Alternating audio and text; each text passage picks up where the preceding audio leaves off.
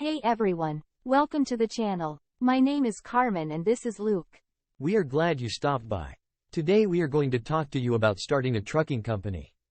There is a lot more to starting a trucking company than getting a truck, insurance and AMC or motor carrier number. That's right. And today we are going to take you through all of the steps you will need to take in order to get your own authority. You may be surprised at how much there is to do. Sorry, checking my text messages. A lot of insurance companies have been calling and texting since I filed for my MC number.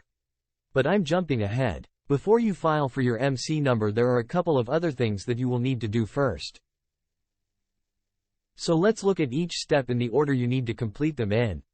Then we will come back and show you exactly how to complete those steps.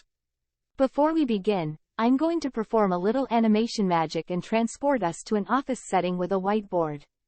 If you need to pause and write down any notes, it will be easier for you to follow along. Alright, now that Carmen has transported us into this beautiful conference room, we can get started on the steps to open our trucking company. The first thing we need to do is decide on what type of business is best for us to open. There are several choices. You can register as a sole proprietorship, a partnership, a limited liability partnership, a limited liability corporation, a S-corp or a corporation. You will need to choose which best suits your needs. Alright, now that we have chosen a business entity, let's go over what the steps are. First, you will need to register your business entity with the Secretary of State for the state you are registering in. Next, you will need to file an application for an EIN, or Employer Identification Number. This number has many uses. From opening a bank account to filing taxes. It is even used in establishing business credit. You can file for your EIN for free.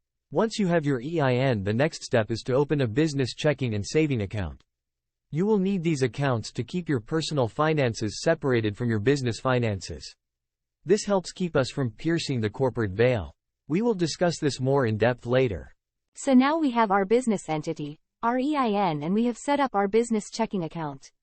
The next thing on our list is to file for our DOT number and our motor carrier number. We will be referring to this as our MC number from this point forward. Once we receive our DOT and MC number, we have to wait for a 21-day protest period. But don't let this time just go to waste.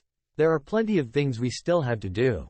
Next on our list is to file a BOC3. This is a blanket of coverage form. The Federal Motor Carrier Safety Administration requires that all interstate motor carriers have an agent in every state they work in that can receive legal papers on their behalf. The next thing you will need to do is find insurance. The FMCSA require $1 million in liability insurance and $750,000 in cargo insurance. However, you should be aware that brokers require $100,000 in cargo insurance. If you will be hauling other entities' trailers, you will also need trailer interchange insurance.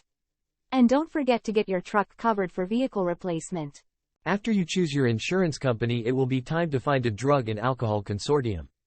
This is an organization that is designed to keep your drivers in compliance with the mandatory hiring drug screening and the random drug testing that is mandated by the FMCSA. You will also need to file an application for your Interstate Fuel Tax Agreement, or IFTA for short. This is how you will pay fuel taxes for each of the states you drive in. You will also need your Interstate Registration Plan, or IRP for short. This is your apportioned plates. This makes it possible for you to drive interstate without having to pay for trip permits for each state you drive in. Let's not forget about your UCR, or Unified Carrier Registration. Not all states participate in the UCR program. However, if you are working in any states that do require it, you must sign up whether your state participates or not. So how do you sign up if your state doesn't participate? You register in the closest state to yours that does participate. Of course, we need our 2290 Federal Heavy Vehicle Use Tax. Uncle Sam gets his piece of the pie about 4 different ways. Then let's not forget about the Mandatory Electronic Logging Device, or ELD for short. So as you can see, there is a lot going on when operating under your own authority. Doc Green, the Road Scholar, hopes this video has given you some insight into starting your own company. Don't forget to hit like and subscribe. And please share this video with someone you know who may be considering getting their authority. Before we go, Here is a word from our creator and producer. Rhodes Scholar, do you have anything you would like to say before we go?